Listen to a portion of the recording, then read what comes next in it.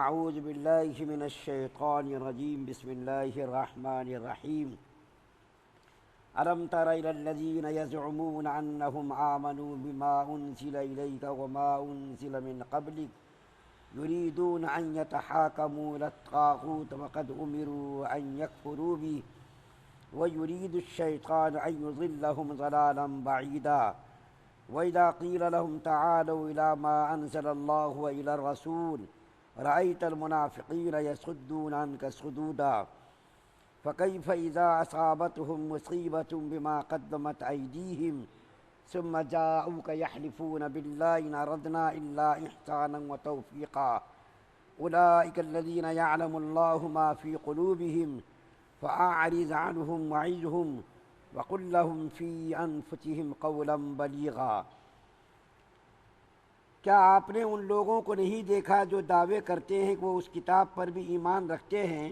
جو آپ کی طرف نازل کی گئی اور اس کتاب پر بھی جو آپ سے پہلے نازل کی گئی، اپنے مقدمے شیطان کے پاس لے جانا چاہتے ہیں، حالانکہ ان کو یہ حکم ہوا ہے کہ اس کو نہ مانیں، اور شیطان ان کو بہکا کر بہت دور لے جانا چاہتا ہے۔ اور جب ان سے کہا جاتا ہے کہ آؤ اس حکم کی طرف جو اللہ تعالیٰ نے نازل فرمایا ہے اور رسول کی طرف، تو آپ منافقین کی یہ حالت دیکھیں گے کہ آپ سے پہلو تہی کرتے ہیں۔ پھر کیسی جان کو بنتی ہے جب ان پر کوئی مصیبت پڑتی ہے، ان کی اس حرکت کی بدولت جو کچھ وہ پہلے کر چکے تھے، پھر آپ کے پاس آتے ہیں خدا کی قسمیں کھاتے ہوئے کہ ہمارا اور کچھ مقصود نہ تھا سوائے اس کے کہ کوئی بھلائی نکل آوے اور باہم موافقت ہو جائے۔ یہ وہ لوگ ہیں کہ اللہ تعالیٰ کو معلوم ہے جو کچھ ان کے دلوں میں ہے، سو آپ ان سے تغافل کر جایا کیجئے اور ان کو نصیحت فرماتے رہیے، ان سے ان کی خاص ذات کے متعلق کافی مضمون کہہ دیجئے۔ سورہ نساء کی 60، 61، 62، 63 4 آیات کل بھی آپ کے سامنے پڑھی گئی تھی۔ سب سے پہلی آیت کا خلاصہ یہ ہے کہ اللہ تعالیٰ نبی کریم صلی اللہ علیہ وسلم سے ارشاد فرما رہے ہیں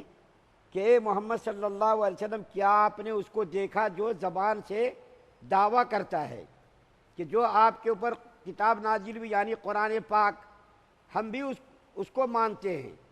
اور آپ سے پہلے جو کتابیں تورات، انجیل، زبور، اس کے اوپر بھی ہم ایمان رکھتے ہیں اور قرآن پاک کے اوپر بھی ایمان رکھتے ہیں، لیکن زبان سے اسلام کا دعویٰ کرنے کے باوجود وہ منافق آدمی جو اسلام کا دعوے دار تھا، دعوے اسلام کر رہا تھا، اللہ تعالیٰ نے آیت نمبر 60 میں اس کی تکذیب کی، اس کی تردید کی ہے کہ اگر وہ مسلمان تھا تو مسلمان ہونے کے باوجود یہودی کعب بن اشرف کے پاس فیصلے کرانے کے لیے کیوں جا رہا تھا۔ کل میں نے آپ کے سامنے عرض کیا تھا کہ ایک یہودی اور منافق کا تنازع پیدا ہوا، تو یہودی تو کہہ رہا تھا کہ چلو جائیں گے محمد صلی اللہ علیہ وسلم کے پاس، اور یہ منافق کہہ رہا تھا کہ چلو جائیں گے کعب بن اشرف کے پاس۔ تو یہودی جو کھلم کھلا دین کا دشمن تھا وہ تو کہہ رہا تھا کہ چلو محمد صلی اللہ علیہ وسلم کے پاس، کیونکہ اس کو یقین تھا کہ میں حق پر ہوں اور میرے حق میں فیصلہ کریں گے اور نبی کریم صلی اللہ علیہ وسلم میرے خلاف فیصلہ نہیں کریں گے۔ اور منافق کے دل میں چونکہ چور چھپا ہوا تھا، اس کو معلوم تھا کہ میری جب حقیقت محمد صلی اللہ علیہ وسلم کے سامنے جب کھلے گی تو میرے خلاف ہی فیصلہ کریں گے، کیونکہ میں غلطی پر ہوں۔ تو ظاہر بات ہے اس کو یقین نہیں تھا اور اس کے دل کے اندر نفاق چھپا ہوا تھا، چور چھپا ہوا تھا۔ تو اللہ کے رسول صلی اللہ علیہ وسلم کی خدمت میں بادر خاص تھا، وہ دونوں آئے اور اللہ کے رسول صلی اللہ علیہ وسلم نے جو حق کا تقاضا تھا، عدل و انصاف کا جو تقاضا تھا، اس کے مطابق آپ نے یہودی کے حق میں فیصلہ کیا۔ تو وہ منافق کہنے لگا چلو حضرت عمر فاروق کی خدمت میں جائیں گے۔ اب دیکھیے دنیاوی معاملات میں دیکھیے، جب کوئی فیصلہ ہائی کورٹ کرتا ہے، جب ہائی کورٹ کا فیصلہ کوئی آتا ہے تو ہائی کورٹ کے فیصلوں کو عدالت عالیہ یعنی سپریم کورٹ میں چیلنج کیا جاتا ہے، یہ تو ٹھیک ہے۔ لیکن اگر سپریم کورٹ میں کوئی فیصلہ ہو، یعنی ملک کی سب سے بڑی عدالت میں جب کوئی فیصلہ ہوتا ہے تو اس فیصلے کو ہائی کورٹ میں چیلنج نہیں کیا جاتا۔ ہائی کورٹ کا فیصلہ تو چیلنج سپریم کورٹ میں کیا جاتا ہے، لیکن سپریم کورٹ کا فیصلہ ہائی کورٹ میں اس کے فیصلے کو چیلنج کرنا گویا کہ عدالت عالیہ کی توہین کے زمرے میں آتا ہے۔ سپریم کورٹ کے فیصلے کو اگر چیلنج کریں گے آپ تو توہین عدالت کے زمرے میں وہ آئے گا اور اس کو سزا ملے گی۔ اللہ کے رسول صلی اللہ علیہ وسلم کی عدالت عالیہ دونوں کائنات کی سب سے بڑی عدالت تھی، اور حضور صلی اللہ علیہ وسلم نے جو فیصلہ کیا اس فیصلے کو کمبخت منافق نے چیلنج کیا ہے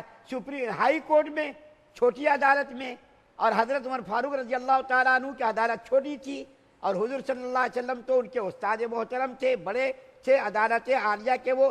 چیف جسٹس تھے، اور اس عدالت عالیہ کے فیصلے کو منافق نے کہاں چیلنج کیا؟ ہائی کورٹ میں کیا، تو اس کو جو ہے حضرت عمر فاروق رضی اللہ تعالیٰ عنہ نے قتل کر دیا، کیونکہ عدالت عالیہ کے فیصلے کو چیلنج نہیں کیا جا سکتا ہائی کورٹ میں، اور حضرت عمر فاروق رضی اللہ تعالیٰ عنہ نے فیصلہ کیا کہ اس منافق کو قتل کر دیا۔ تو پہلی آیت کریمہ میں یعنی سورہ نساء کی آیت نمبر 60 میں اس منافق کے دعوے اسلام کی تکذیب کی گئی ہے کہ وہ منافق تھا، مسلمان نہیں تھا۔ اگر مسلمان ہوتا تو حضور صلی اللہ علیہ وسلم کے فیصلے کو مانتا، شیطان کے پاس نہیں جاتا۔ اور آیت کریمہ میں شیطان کہا گیا، شیطان طاغوت کہا گیا۔ طاغوت کا ایک معنی کیا آتا ہے؟ سرکشی کے، لغت کے میں طاغوت کے معنی آتا ہے سرکشی کے، تمرد کے، اور عرف عام میں اس کو کہا جاتا، شیطان کو کہا جاتا۔ تو کعب بن اشرف کو اس آیت کریمہ میں شیطان کہا گیا، کیوں؟ اس لیے کہ جو شیطان کا کام ہے وہی اس کا بھی کام تھا، لڑائی لگانا، جھگڑے لگانا، اختلاف پیدا کرنا یہودیوں کا کام تھا۔ دوسری آیت کریمہ میں اللہ تعالیٰ فرماتے ہیں کہ جب ان سے کہا جاتا ہے کہ چلو نبی کریم صلی اللہ علیہ وسلم کے پاس انصاف کرائیں گے، تو وہ منافق دیکھے پہلو تہی کرنے لگتے ہیں، آنے سے کترانے لگتے ہیں، اعراض کرنے لگتے ہیں، اور جب محمد صلی اللہ علیہ وسلم نے اس کے خلاف فیصلہ کر دیا تو اس فیصلے کو ماننے سے انہوں نے اعراض کیا، پہلو تہی کی، اور منحرف ہو گیا اس فیصلے سے۔ تو اس فیصلے سے جب وہ منحرف ہو گیا اور حضور صلی اللہ علیہ وسلم کے فیصلے سے اس نے انکار کر دیا، تو اس کا عملاً اس کا نفاق کھل گیا، اس کا کفر ظاہر ہو گیا، اور جب اس کا کفر ظاہر ہو گیا تو اس کا قتل بھی جائز ہو گیا۔ اور میں اس سے پہلے بھی عرض کر چکا ہوں، 3 حالتوں میں انسان کو قتل کرنا جائز ہے۔ ایک تو یہ کہ جب کوئی مذہب اسلام کو ترک کر دے، نعوذ باللہ ثم نعوذ باللہ، مذہب اسلام کو کوئی ترک کر دے تو اس کو پہلے موقع دیا جائے گا، اس کو سمجھایا جائے گا، اگر وہ سمجھ گیا اسلام کے اندر داخل ہو گیا تو ٹھیک ہے، ورنہ پھر اس کو قتل کرنے کا حکم دیا جائے گا۔ اور دوسری صورت میں قتل کرنا کب ہے؟ جب کوئی جان کے بدلے جان کیا جائے، قتل کیا جائے۔ اگر کسی نے کسی کو قتل کر دیا تو اس جان کے بدلے میں جان کو قتل کرنا ہے۔ اگر اس کے خاندان وارثین فدیہ اور دیت لینے کے لیے تیار ہو جائے تو قتل نہیں ہوگا، لیکن اگر ان کے وارثین یہ کہ نہیں بھائی ہمارے آدمی کو انہوں نے قتل کیا اس لیے اس کو قتل کریں گے، تو اس کے بدلے میں قتل کرنا ہے، قصاص جس کو کہا جاتا۔ اور تیسری صورت میں نے عرض کی تھی کہ اگر کسی شادی شدہ انسان نے زناکاری کا ارتکاب کیا تو اس کو بھی قتل کرنا کیا ہے؟ جائز ہے۔ ان 3 صورتوں کے علاوہ جائز نہیں۔ تو جب اس منافق کا نفاق کھل گیا اور اس کا کفر کھل گیا اور اس کا کفر ظاہر ہو گیا تو اس کا قتل کرنا بھی جائز ہو گیا۔ اور آیت نمبر جو 62 پڑھی گئی آپ کے سامنے، 62 نمبر آیت میں اللہ تعالیٰ منافقوں کی شرارت کو بیان کر رہے ہیں۔ کیا شرارت کو بیان کر رہے ہیں؟ کہ جب اس کا آدمی قتل ہو گیا، یعنی منافق قتل ہو گیا، تو اس کے خاندان کے لوگ آ کر کے جھوٹی قسمیں کھانے لگے، اور کیا کہنے لگے کہ محمد صلی اللہ علیہ وسلم ہمارا مقصد یہودی کے پاس جانے کا یہ نہیں تھا کہ ہم اس کے فیصلے کو ہی مانیں، بلکہ میرا مقصد یہ تھا کہ کوئی تیسرا راستہ نکل آئے، کوئی صلح صفائی کی صورت نکل آئے، ہمارا مقصد یہ تھا، اس کے فیصلے کو ماننا مقصد نہیں تھا، بلکہ آپ کے فیصلے سے اعراض کرنا، انحراف کرنا مقصود نہیں تھا، بلکہ ہمارا مقصد تو یہ تھا کہ کعب بن اشرف کے پاس جائیں گے اور جا کر کے وہاں کوئی تیسرا راستہ نکالیں گے، صلح صفائی کا کوئی راستہ نکلے گا، تو ہمارا مقصد یہ تھا۔ تو اللہ تعالیٰ نے اس کی تردید کی کہ اس کا مقصد یہ نہیں تھا، بلکہ اس کا مقصد تو یہ تھا کہ نبی کریم صلی اللہ علیہ وسلم کے فیصلوں سے اعراض کرنا، فیصلوں سے انحراف کرنا اس کا مقصد تھا، اور تیسرا راستہ تلاش کرنا مقصود نہیں تھا۔ اور یہ جو جھوٹی قسمیں کھا رہے ہیں، اس کی قسمیں کھانا بالکل غلط ہے۔ چوتھی آیت کریمہ میں اللہ تعالیٰ فرماتے یعنی آیت نمبر 63 میں کہ یہ لوگ جو کچھ کر رہے ہیں اللہ تعالیٰ کو اس کے دلوں کا حال معلوم ہے، اللہ تعالیٰ کو اس کے دلوں کا حال معلوم ہے، اللہ تعالیٰ سے کوئی چیز چھپی بھی نہیں ہے، اللہ تعالیٰ سے تو رائی کے دانے کے برابر بھی کوئی چیز اگر کہیں پڑی ہو تو اللہ کو معلوم ہے۔ پہاڑوں کی چوٹی پر رینگنے والی چوٹیوں کا بھی پتہ ہے، دل کے اندر جو وسوسے آ رہے اس کا بھی پتہ ہے، دل کے اندر جو وسوسے تھوڑی دیر کے بعد آنے والے اس کا بھی پتہ ہے۔ تو یہ منافق لوگوں کے دلوں کے حال کو اللہ تعالیٰ بہت بہترین طریقے سے جانتا ہے۔ اور یہ لوگ جو جھوٹی قسمیں کھا رہے ہیں یہ بالکل غلط ہے، جھوٹی قسمیں کھانا۔ اللہ تعالیٰ کو سب ان کے نفاق کا حال معلوم ہے۔ پھر بھی کیا کہہ رہے ہیں اللہ تعالیٰ، اے محمد صلی اللہ علیہ وسلم، یہ کمبخت لوگ ہیں تو منافق لوگ، لیکن ان کے ساتھ آپ خیر خواہی کا معاملہ کیجئے، دعوت دیجئے، تبلیغ کیجئے، ان کے سامنے آپ اسلام کی خوبصورتی کو پیش کیجئے، اور آپ ان کی جہالت کو، ان کی منافقت کو، ان کی بدماشی کو، ان کی شرارت کو جانے دیجئے۔ اس سے آپ چشم پوشی کیجئے، آپ اس کی طرف دھیان مت دیجئے، بلکہ آپ ان کو سمجھاتے رہیے۔ تو اس آیت کریمہ کے حکم کی تعمیل میں اللہ کے رسول صلی اللہ علیہ وسلم ہمیشہ منافقوں سے چشم پوشی کرتے رہے، ان کے نفاق کو ہمیشہ جو ہے چھپاتے رہے، ظاہر نہیں کرتے تھے۔ حالانکہ نبی کریم صلی اللہ علیہ وسلم کو معلوم تھا فلاں آدمی منافق ہے، فلاں آدمی منافق ہے، 300 منافقوں کے نام معلوم تھے۔ اس کے باوجود اللہ کے رسول صلی اللہ علیہ وسلم ہمیشہ منافقوں سے چشم پوشی کرتے تھے، اخلاق عالیہ کا ہمیشہ آپ نمونہ پیش کرتے تھے، ان کو دین کی دعوت دیتے تھے، دین کی خوبصورتی اور دین کا کمال اس کے سامنے پیش کرتے تھے۔ اللہ کے رسول صلی اللہ علیہ وسلم کے اخلاق عالیہ کا نتیجہ یہ ہوا کہ بہت سارے منافق لوگ سچے پکے مسلمان ہو گئے، بہت سارے منافق لوگ سچے پکے مسلمان ہو گئے ہمارے نبی صلی اللہ علیہ وسلم کے اخلاق عالیہ کی وجہ سے۔ تو بہرکیف ان آیات کے اندر منافقوں کا جو واقعہ بیان کیا گیا ہے کہ وہ لوگ جو ہے زبان سے دعوے کرتے کہ ہم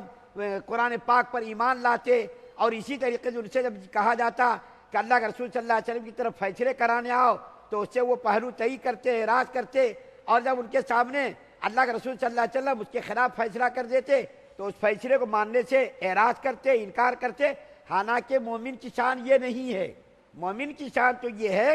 کہ اللہ اور اس کے رسول کے سامنے جو ہے ہم کو سرنگو ہو جانا ہے، اللہ اور اس کے رسول کا جو بھی فیصلہ ہے اس کو بصر و چشم قبول کر لینا ہے، چاہے وہ ہماری طبیعت کے خلاف ہو یا ہماری طبیعت کے موافق ہو۔ اپنے جذبات کو، اپنی خواہشات کو، اپنے ارمانوں کو سب کو قربان کر دینا ہے اللہ اور اس کے رسول کے فیصلے کے سامنے۔ لیکن یہ منافق لوگ فیصلے کو مانتے نہیں، تو کیا کہتے چلو فلاں کے پاس جا کر کے فیصلہ کرائیں گے۔ تو اللہ تعالیٰ نے ان چاروں آیات کے اندر منافقوں کی شرارت اور اس کے نفاق کا، اللہ تعالیٰ نے اس کے نفاق کو کھولا ہے، اور ان چاروں آیات کے اندر منافقوں کی بدماشی کو بیان کیا ہے۔ اللہ تعالیٰ سے دعا ہے کہ اللہ تعالیٰ ہم تمام مسلمانوں کی ایمان کامل نصیب فرمائے، شرک سے، کفر سے، نفاق سے، بدنیت بد اخلاصی سے ہم سب کی حفاظت فرمائے۔ سبحان اللہ و بحمدہ، سبحانک اللہم و بحمدک۔